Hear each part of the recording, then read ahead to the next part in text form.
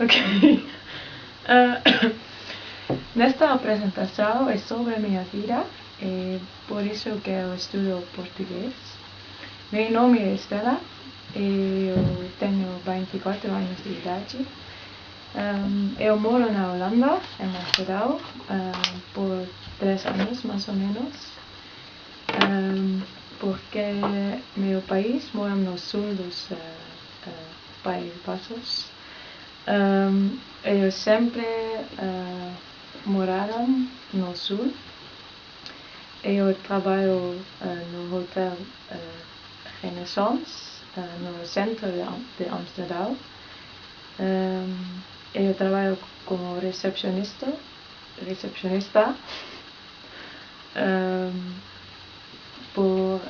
Eu gosto de trabalhar com diferentes nacionalidades. Além do meu trabalho, eu estudo antropologia na UFU e eu gosto de viajar América do Sul. É a minha favorita. Eu falo espanhol, mas estou aprendendo português. Para o meu estudo, eu vou visitar o Brasil durante 3 meses. Eu vou estudar a vida das crianças em favelas. Por isso estou nesta classe de português.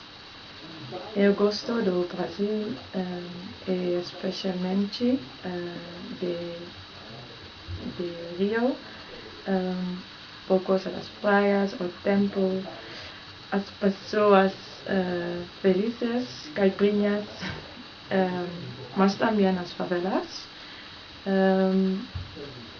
Porque aqui na Holanda está muito frio no inverno.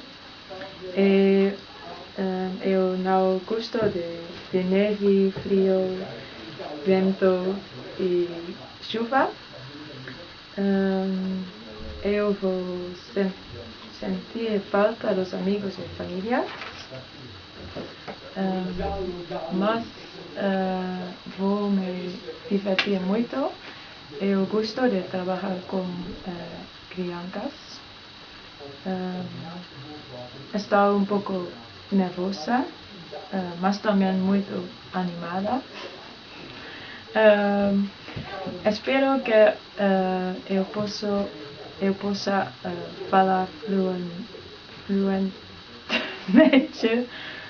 português em abril. Muito bem.